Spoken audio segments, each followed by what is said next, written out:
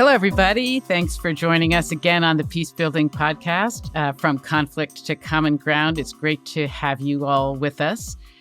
I have Melanie Greenberg with me on the show today. I met her at the Alliance for Peace Building Conference in Washington a bit ago, and she stood out to me as such a fresh, clear voice with lots of intelligence and integrity to spare, and just somebody that I'd like to get to know better. So after a few glitches with technology, which always completely stressed me out, and she was incredibly understanding about, we were able to have a great conversation. Let me tell you a little bit about Melanie. She is currently the managing director at Humanity United, overseeing the peace building and conflict transformation portfolio. In this capacity, she develops and refines and implements strategies to build peace and counter violent conflict. She was the president and CEO of the Alliance for Peace Building. And before that, she was the president and founder of the Cyprus Fund for Peace and Security. And then her bio is amazing. It just keeps going with the numbers of different positions that she's held, which are really impressive. I will post it on the website. And has helped design and facilitate public peace processes in the Middle East, Northern Ireland, and the Caucasus, and much more. Take a look at her bio. It's really super interesting. So some of the things that stand out to me about this interview, I think our commonality, that both of us grew up in quote unquote safe places, she in New Haven, Connecticut in the United States, and me on Long Island in the United States, both protected but surrounded by much more violent situations around us, which we were both observing as kids. We also, it seems like, had a similar reaction to the American legal system, which is known as the adversary system. And it's, as Melanie says, antagonistic by design. It made her kind of miserable, particularly in her first year. She talks about that. And I know myself, I often think that while I think the American legal system, the system of rights is very valuable for democracy, it also has gotten us into a lot of escalating conflict, which I think the movement of people that are focusing on mediation and negotiation is there to counter. She does a great job talking about the origins of the field that is now known as peace building, which kind of emerged in, I think, around 1990 and was first articulated by Boutros Boutros-Ghali from the United Nations. And she describes it as a kind of different streams coming together: the Vietnam anti-war movement, the anti-nuclear movement, the movement that was happening in the legal community known as ADR, or alternative dispute resolution, the environmental movement, which was needing large-scale consensus processes for resolving disputes. This is obviously a very U.S. focus that I'm talking about right now. But all of these things inspired people to act for themselves, that building peace wasn't just something that governments had to work on. It was something that citizens could work on. And that was sort of the origins of peace building. She gives a great definition of peace building, and you'll just have to listen to the episode to hear it. And I asked her to talk about some of the things she sees happening in the field. One of them is that she sees that peace building is really moving out of its niche and being incorporated systemically into lots of organizations and fields. She also mentioned something really interesting, for instance, the military, how it's influencing the U.S. military, which is taking a more of a supportive role for citizen-led initiatives, and very interested herself in the connections between peace building, neuroscience, and spirituality, and a bit about what she's seeing there. She also mentions, interestingly, an initiative that's getting to the marketing of the word peace, because lots of times, particularly in this culture, the United States, we have such a news culture of if it bleeds, it leads. So sometimes, peace doesn't seem as exciting. But actually, many of the large peace-building organizations have come together to get the advertising agencies on the case and to work about how to communicate the concept, to talk about, they have something at this point called Peace Plus. And certainly I know from my work with groups and conflict that it's always more effective to talk about the positive thing that you're trying to create rather than the negative thing that you're trying to avoid. We had decided when we did our pre-interview that we really wanted to talk about the United States. Melanie describes the United States at this point as a peace-building case, that all of the criteria that are flags for peace-building initiatives are happening in this country. One of the examples she talks about is something called Hands Across the Hills, where actually something that the person who's facilitated that's name is Paula Green, and that groups in eastern Kentucky and western Massachusetts, eastern Kentucky, which is a very conservative area, and western Mass, which is a very liberal area, have been meeting regularly in small groups to get to know each other better, to reduce the polarization, to build understanding as an experiment in peace building in this country. So she talks about that process, which is still underway. So whether you are somebody who formally considers yourself in the peace building world or someone who just simply is interested in really knowing more about the field and what's possible, I think you'll really enjoy this interview, really enjoy listening to Melanie, and really enjoy her invitation at the end about how exciting it is to participate in this field. So thanks for joining us, and I bring you Melanie.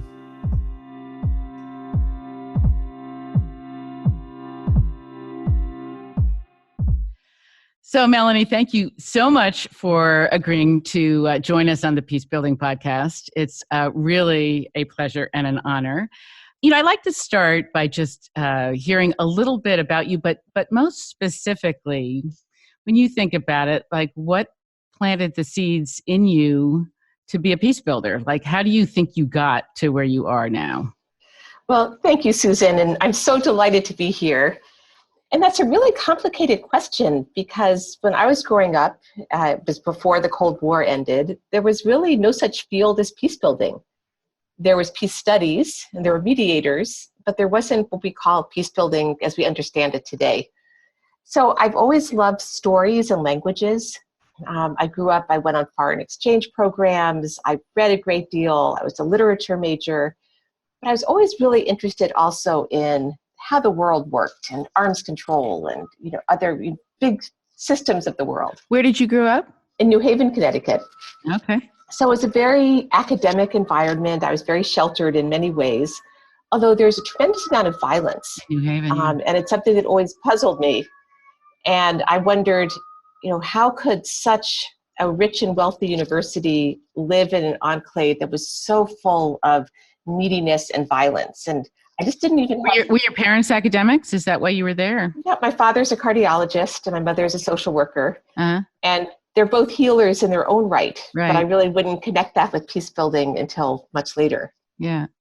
But I relate to the violence around you because I grew up on Long Island and there was just so much interethnic conflict all around me that really formed me and actually had a lot to do with that. And of course, the Vietnam War for me had a lot to do with why I got drawn into doing this kind of work. So anyway, so you saw a lot of violence and how did that evolve into where you are now? Well, when I graduated from college as a comparative literature major, I felt I really wanted to know how the world worked. So I went to law school and was totally miserable my first year. Everyone else seemed to understand this language. Why is that? And the reason I ask is because, well, I do think maybe as someone who went through a legal education, an American legal education myself, I sometimes think there's some connections between how that's all taught and maybe what's going on in the world. But I'm curious, why were you miserable? It was such, the process is antagonistic by design. Right. And it's meant to elicit the truth. But I just wasn't cut out that way. That in I worked for a law firm for a summer and we were getting trained in like jury selection. And they had to totally coach me in how to do cross-examinations. Because I would ask very nicely and turn my voice up at the end of sentences. They're like, no, you've got to learn to say yes or no answers. I want to just like highlight what you said about it's designed to reveal the truth. I think the American legal system, not like all legal systems, but is known as the adversarial system. And basically the concept is through polarization, really, you will arrive at something that's true, which is, it's questionable to me sometimes as a facilitator. I think sometimes it causes people to inflate, to exaggerate, to mislead. And when I'm actually working a group and creating a climate where they're actually talking to each other, I find they start sharing much more honestly than they might do if they were in an adversarial process. So I'm interjecting here, and I want to hear more about how you got to be a peace builder. So after that miserable first year, I ended up working with death row prisoners in Georgia. Wow. Where I got to see how the law really intersected with people's lives, both the victims and the defendants, and doing a lot of interview work with defendants' families to try to find mitigating evidence. And so I was really starting to see more of the kind of cultural environment and the way that the law intersects with real life and the very real problems within the Georgia justice system. Yeah. And just by coincidence, when I came back to law school at Stanford, a center had just opened up that brought together law, business, economics, and psychology, examining the barriers to conflict resolution. Wow. And I felt this is how I want to see the world. It was multidisciplinary, multifaceted. It was just fantastic. Yeah.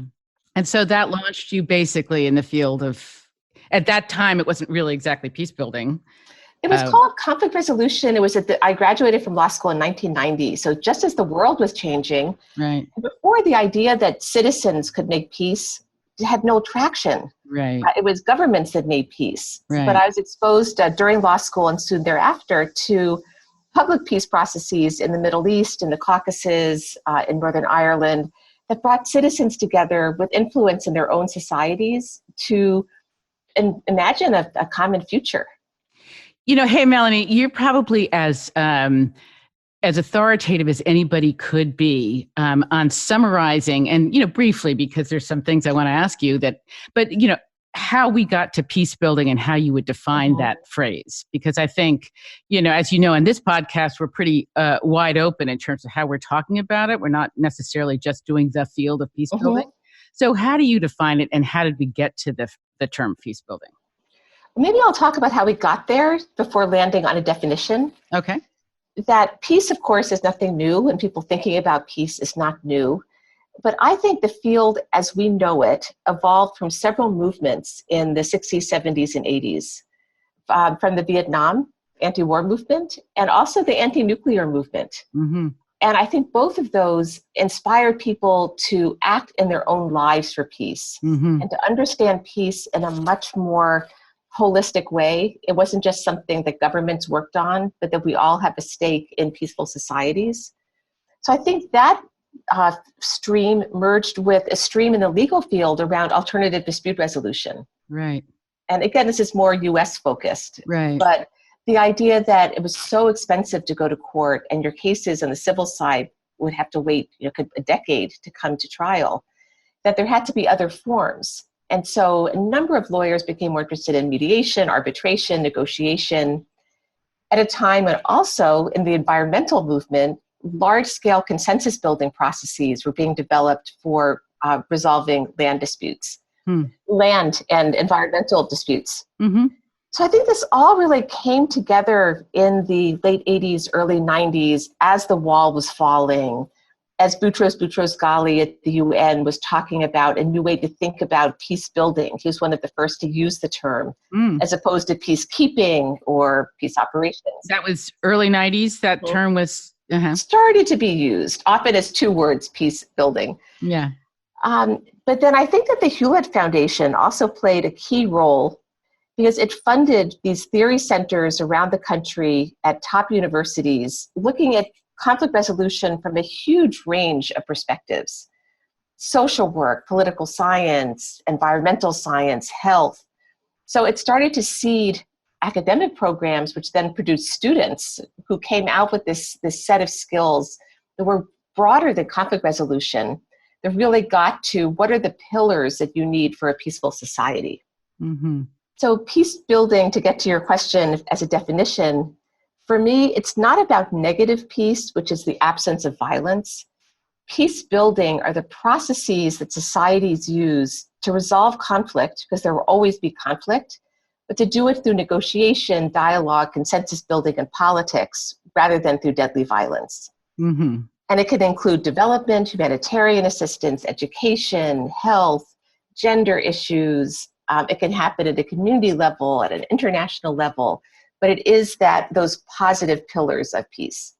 It's basically creating a kind of infrastructure that makes it possible that we don't end up with armed deadly conflict.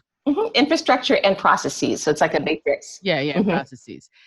Yeah, well, thank you for that. And while we're there, many of the people that I've interviewed and myself believe that it's really possible that in our lifetimes we actually could get to a place where we no longer have armed deadly conflict. Do you feel hopeful about that, or rather, do you think that's possible? And then I should say, do you feel hopeful about it? Maybe if I were younger, I would feel more optimistic if we get to zero. Yeah. But I do feel passionately that we have the tools ourselves everywhere to make peace. And, we see it as peace builders in the most violent parts of the world. There are people who are making peace. It might just be at their own street corner, but who are working to find creative ways to bridge enemy lines and to develop these new forms where people can live together.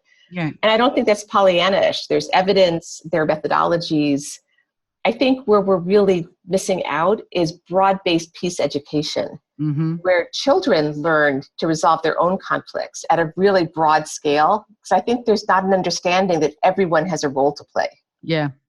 So then moving forward and thinking about the field, like what's most exciting, where do you think the field is going? Do you think it's going to survive and thrive and all those things? And what's most exciting to you about what's happening? Either what's most exciting to you specifically, and maybe what's most exciting to you about what's happening. Well, I think for me, there are a few things that are the most exciting about what's happening. And then I'll get to a very personal subfield. I'm given a lot of hope because peace building is moving out of its niche and is now being incorporated into so many other areas of public and private life. So as I mentioned, it's part of development very explicitly. It's part of humanitarian assistance. USAID recently reorganized their whole bureaucracy around the central idea of conflict. You are seeing it more in schools. You're seeing corporations understand that peace building and working in conflict environments has to take place at the executive suite, not only through the corporate and social responsibility. So my great hope and excitement is in seeing these ideas spread even to the military, that the new stabilization assistance review with the US government talks about stabilization as being locally led by civilians with a peace building orientation that is supported by the military. Interesting. So, much more civilian, much more. Yes. Yeah, that's really interesting. And it reads like a peace building definition of what a stable society is. Yeah. So that piece is extremely exciting for me. Yeah. Two others. One is that in the United States, we're recognizing that our society is now a peace building problem. And that the issues we have around polarization, around elections, around urban-rural divides, almost any flashpoint you can imagine around the world is happening here. What a concept. Exactly. We're not exceptional. And then the final area that I feel is really going to revolutionize our understanding of peace building is understanding the neuroscience of war and peace and trauma. And when we understand what's happening in our brains, we can really start to devise new ways of building peace. Well, I want you to talk about both of those things. They both sound, and maybe the second one first, because I know the whole field of epigenetics is emerging and super interesting. And I'm really interested in you talking about what you're seeing is working. So maybe on that front, around the neuroscience part, what are you seeing and what gives you hope? So there's been some fascinating work done by neuroscientists like Emile Bruneau, who, by the way, started as a Seeds of Peace summer counselor who saw at the end of the summer that the kids who'd been getting along all summer broke into a physical altercation on the last day. Wow. And he thought, wow, we have to understand these processes better. So neuroscientists like Emile are taking what they're learning in the lab about how our brains respond to violence, to in-group and out-group relationships, to tolerance, and are extrapolating what might programs look like that are more sensitive to how our brains respond to threat, and also respond to altruism, because we're wired equally for violence as we are towards altruism and cooperation. Mm-hmm. So, for example, he's working with the authorities in Hungary on Roma tolerance programs and why they've worked. Roma, formerly known as gypsies, but seeing why their former programs did not work and trying to use neuroscientific insights to create better programs. Did he figure out what happened with the kids at Seeds for Peace? Or does he have a theory? I don't know. You have to put him on your show. I think he certainly has a theory. Uh-huh. And so how is that specifically helping? Like how is that helping transform what happens when you're like maybe a mediator or a facilitator actually working with people to try to bring people together? Well, there are a few different ways. So one body of research, which I've worked on, is linking the fields of peace building, neuroscience, and spirituality.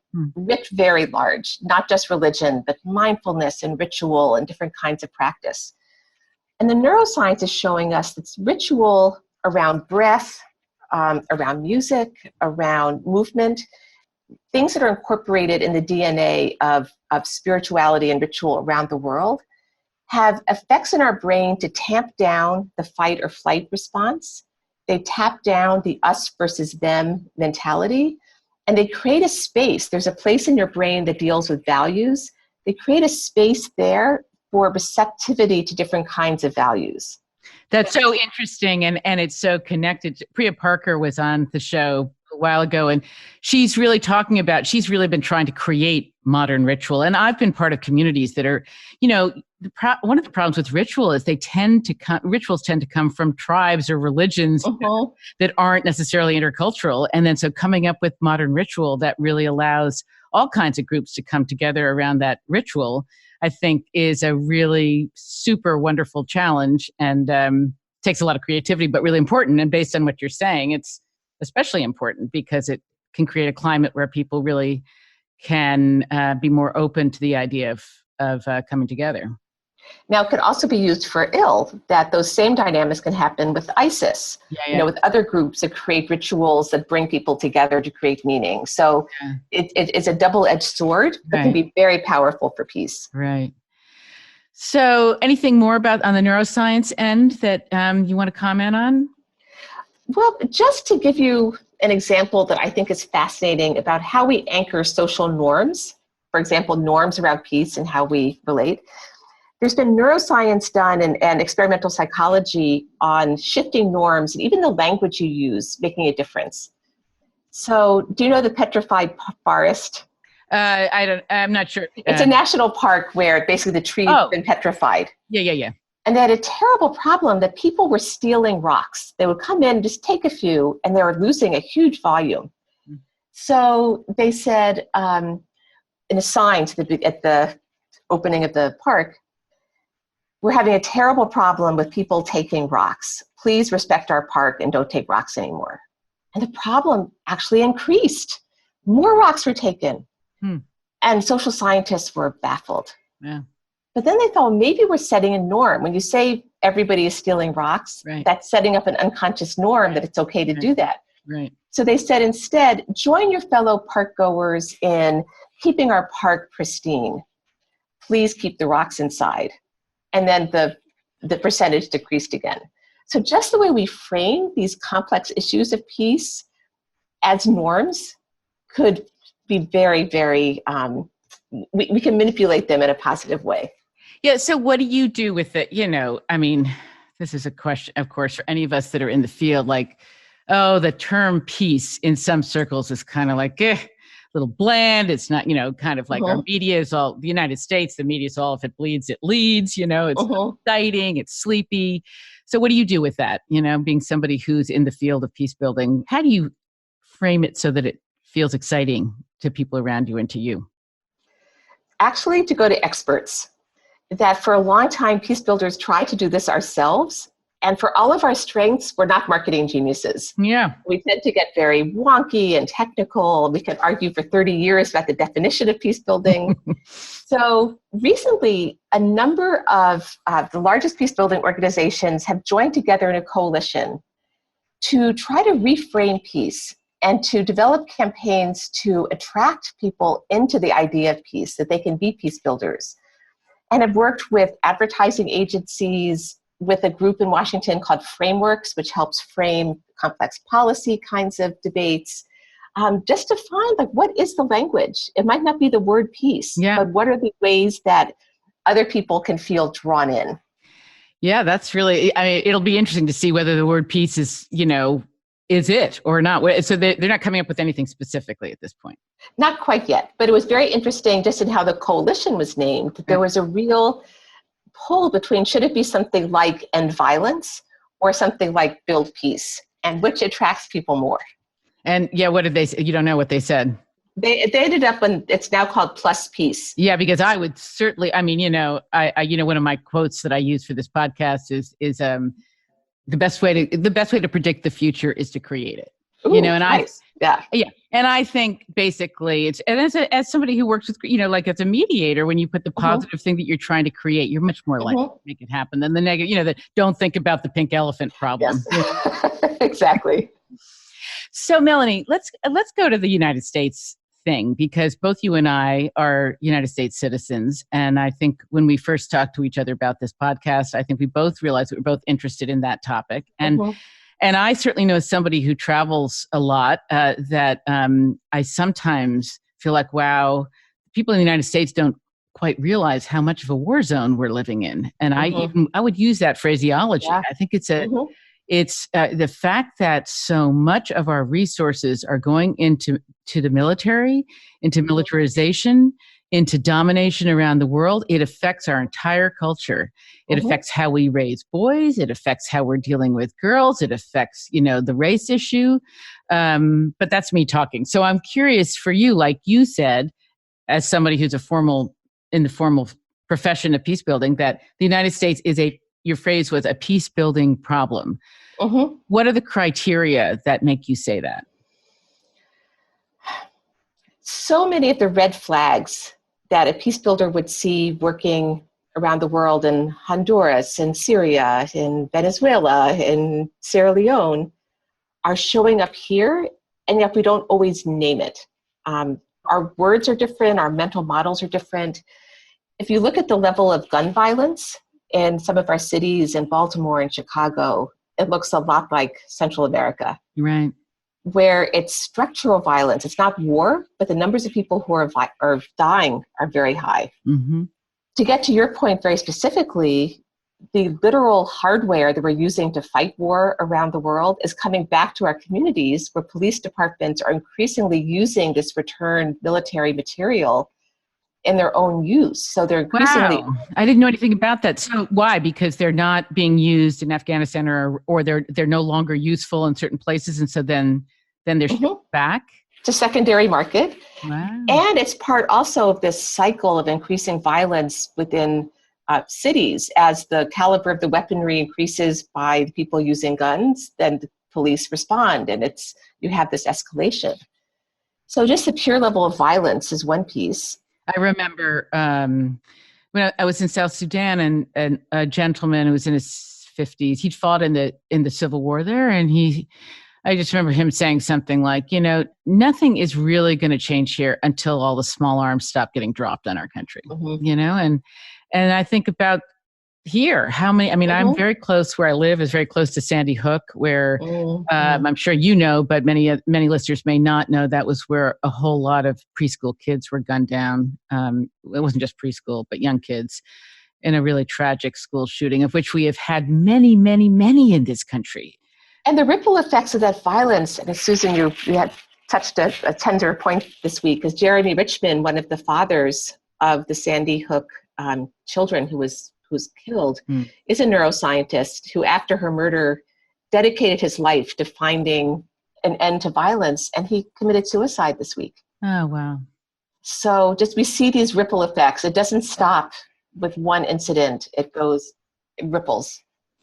So, and what, this is not exactly about the United States, but in terms of is there anything that you're learning about intergenerational trauma? Because I know there is a lot more focus on that. And I see some interesting thinkers. Terry Real, who was on this show, I see that he's actually starting a course on intergenerational trauma. I know somebody else, Thomas Hubel, is focusing on that a lot in his Pocket project that is focusing on conflict worldwide.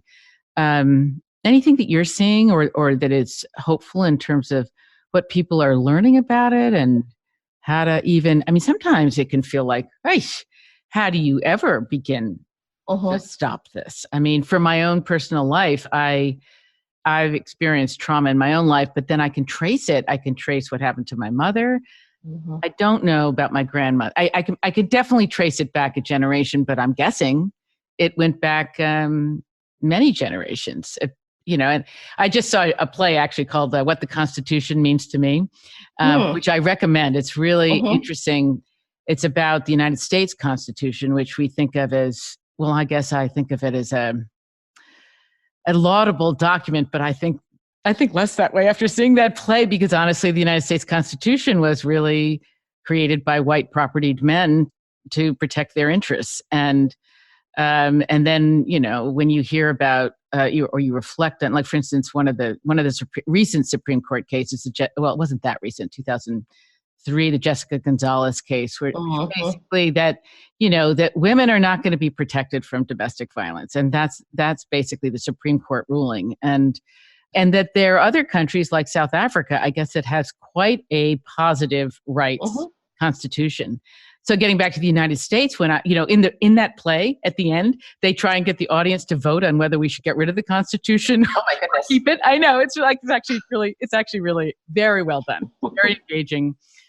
But it makes you think about some of the ways that we're constrained in this country just by the limits of our Constitution. Well, to answer your former question tying into the Constitution about trauma, the generations. We're finding out that it's actually passed along epigenetically. So you can pass trauma along.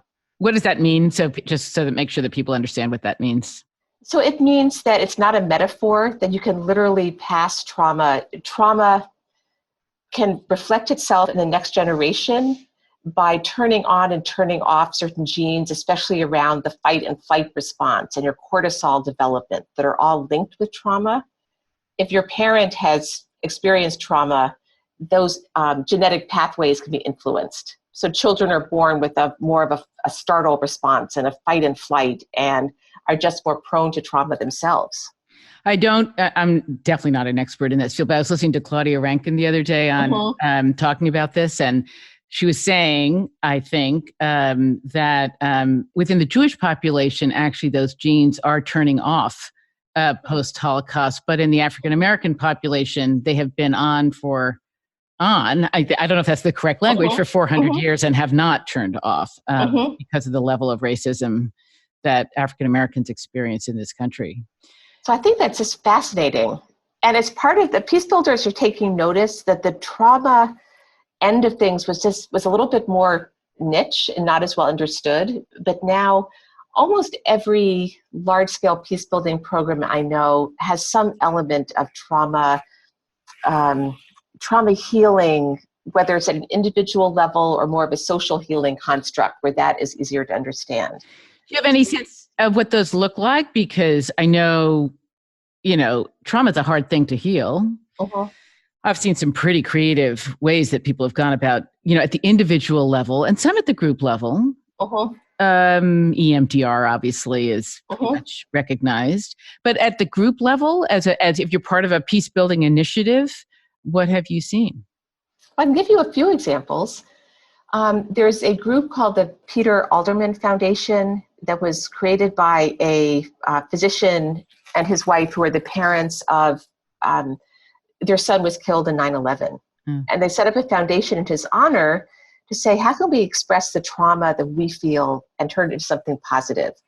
So they set up trauma healing clinics in Liberia, Uganda, and Cambodia that brought indigenous mental health experts to work with individuals and groups in ways that were culturally appropriate, because not everyone talks about trauma the way we do, with the idea that unless you deal with trauma, you can't do anything else around peace building, development, or assistance. And another example— Because why? Yeah, what's the problem? That people shut down. That if you're depressed, or if you're disabled by anxiety, or any of the ways that trauma shows up, it can be very hard to reach outside yourself to do the kind of work you need to do to rebuild communities, to rebuild your family. It's just a very basic human need and emotion. Yeah, that if you have a fight-flight gene activated, I guess, does that mean that you're more likely to respond defensively or aggressively? Yeah, for the next generation, certainly. I was in Colombia recently. There is a huge movement around using yoga and mindfulness in schools and in some of the areas where the FARC is reintegrating and with victims of violence, as a way that of just, again, kind of easing the trauma, regulating emotion. I went down feeling like, wow, this is very niche. And there are 500 people in the audience. Wow, that's really amazing. So where do you see things, what do you think is needed in the United States, I guess? If this is a peace building case, what needs to happen here to actually change things? There is such a split, I'm feeling, even within the peace building community, about the answer to that question. There are a number of people who feel we should be resisting and that we need to be out of the streets. This is a protest kind of movement to change our policy, to change funding, to change women's rights. There are all these issues that are so important. And there's a whole other group that says we need to do what we do as peace builders and resolve conflict and polarization one community at a time. So, for example, there's a very interesting program called Hands Across the Hills that brings people from Western Massachusetts, a very liberal part of New England, together with a community in Eastern Kentucky, very conservative. Kentucky, very much a coal mining town, Western Massachusetts, a university town, coming together, doing peace building dialogues. What has been your experience? Why were those two communities chosen? I don't remember the exact impetus, but it was as kind of amalgamations of the most polarized ways of living in the United States. And so they've been together now in Kentucky, in Massachusetts, talking about dreams for their children, economic hardships. In Western Massachusetts, many of the people were immigrants themselves or their parents were. In Eastern Kentucky, many had never met an immigrant. So really talking about these issues of just understanding each other as people, so you're not demonizing the other side. Because what I find so scary is we've moved beyond political divides to really demonizing and dehumanizing people with different beliefs. Well, to stay with Hands Across the Hills for a minute, how long has it been going and where's it at this point? I think it's been going for about a year. Okay. There's now been at least 2 trips to each, twice to Kentucky, twice to Massachusetts. I think they're wondering now where to go next. This is one of the key problems of this kind of work is how do you take it to scale? Yeah. So maybe they could add several more communities, and I think they're thinking about that. But how do you make it a movement? Right. How can every community start to do this? Who are the people who might bring that together? Right. And if you could be specific, if you know, I think you do know, about what the processes have been that I think Paula Green is the person. Yes. Yeah. So what is the processes that she's actually been using to facilitate this or to do this kind of work? It's the same kind of work that she did in international conflict. It's getting groups of people together in small groups where you're really focusing on getting to know each other as people. Yeah. What is, asking, how did you raise your children? What was your experience growing up? What are your fears? What are your expectations? What do you want the world to look like for your grandchildren? And it's in those conversations, it's what John Paul Lederach calls the moral imagination. You can start to imagine a future together that's so different than what you understood before. But you need that deep personal work. I think this is, you know, the deep reason why I do this, and probably why you do this. I don't want to speak for you, but, you know, looking at, like, for instance, future search as a process. Sandra Janoff was on the show, and I've done a number of those processes, or open space, or any process where you're bringing a lot of different diverse people together. And well, with future search specifically, you know, watching how the zone, you can get two groups that are so polarized, and then you engage them in a process, and the zone, you know, that zone of polarization just gets narrower and narrower and narrower, because most of the time people agree on an awful lot of things. I mean, even in this country, for instance, I think the reality is, even though there's a lot of focus on the polarization, there's a lot of common ground, what people care about. So we're coming to the end of our time. I think it'd be interesting, just like, what do you think is in the future for what do you see on the horizon? Do you think, and maybe do you think, well, I don't know if we said enough about the United States in terms of what needs to happen here to turn things around. Maybe you'll stay with that, because, yeah, what do you think needs to happen here? I think we all have to do a lot more work in our own communities, even if it's as simple as getting to know someone who's different from you. You know, I see it everywhere I go. The people are, I know it's cliche, but they are in their bubbles. Yeah. And I think that even kids are losing the ability to talk with people who are different from themselves. You know, how do you do that? How do you just establish a rapport, starting with those kind of neutral subjects and working to the more difficult ones? So I think we have to start appreciating difference, learning how to talk across these divides, studying civics again, like really understanding how our government works locally, state level, and nationally. Starting to be more self-critical. I mean, really looking at the divides. Do we understand the rural-urban divides in this country and the sense of grievance? And could we start to understand what those are so we can start to address them? Are there any kind of forums where we can start thinking about what we want our future as the United States to look like? I just think there's a lack of imagination. We're getting so hunkered down into our own trenches that we're losing that ability just to reach out, which is the DNA of peace building. There's a quote that I use at Peace is the failure of imagination. I don't know who said it. I think it's really right on. I mean, it really is a failure of imagination. And I also think myself, I've said it many times, and I don't know what you think about it, but I really do think that at the core here, that empowering women is, like, really, really key. Because if at any of the institutional levels, at the family level, at the organizational level, if you have much more partnership around gender, I think that the tendency towards violence reduces. And I don't know, is that something, do you agree with that?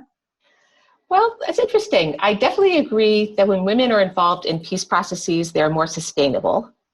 I'm very troubled by what I've been reading recently about this blending of anti-feminism with extreme right-wing hate groups, and the idea that of the replacement doctrine, and that women should not work and they should bear babies so that we'll have more white children. I find that so horrific and so toxic. It makes me think, yes, like we really need to be shoring up the relationship between men and women, and this fight the struggle is not finished. The other reason I think this is that I do think, not to be too Pollyannish or to make a big generalization, but I do think what I see in my own life is that women getting empowered, they have an easier time being collaborative. And just the way Leigh McGowie turned with other women, turned that around in Liberia, I have a feeling that, I guess I would like to hope that the more empowered women get, the more they focus on what's happening at the international and the local level. They're going to say, you know what, we don't really want to be putting so much money into militarization. It's just not what our priority is. But you know what, I definitely think that would be a dream. What worries me is that even in the resist movement, how splintered it got and how quickly, at a time when we really could have joined forces together as women, again, the kind of the identity issues and those divisions appeared. So how can we really model the kind of solidarity we want to have? Right. Well, and so much in the United States also, I think, has to do with leadership and the tone that, the tone that's being set by the leader. Yes. It's very upsetting because I think that a lot of the polarization is created by a very adversarial tone at the top that creates a lot of mistrust and then creates a lot of identity group polarization that is very, very toxic and dangerous, mostly for, people of color, for instance, most specifically. It gives people freedom to say things that would have been unconscionable 5 years ago. Right. Well, all right, Melanie, is there any words of wisdom that you want to say for the listeners in closing here about, I don't know, anything, the field, the future, anything that might come to your mind? And for anyone who's feeling pessimistic about the world, I just invite you to come into the peace building space. You will find creativity, optimism, people who are such geniuses. You'll find empathy, compassion, ways to connect in ways you might not have thought possible. So I hope everyone feels inspired as a peace builder. And just thank you, Susan, for this beautiful platform you've developed for sharing ideas and to make it such a safe and exciting space. Thank you. That was a great final word, and I bet it will inspire a lot of people. So thank you very much for your time. And I'm assuming if people want to reach out to you, how would they do if they want to find more about you? I'm obviously going to post your bio on the website, but anything that people could do to learn more about you other than that? They're welcome to be in touch with me. You can post my email address here. Okay. And I love talking with peace builders and get to help in any way I can. Okay, beautiful. Thank you, Melanie, so much for your time. And I hope to see you again soon. Yes, thank you, Susan.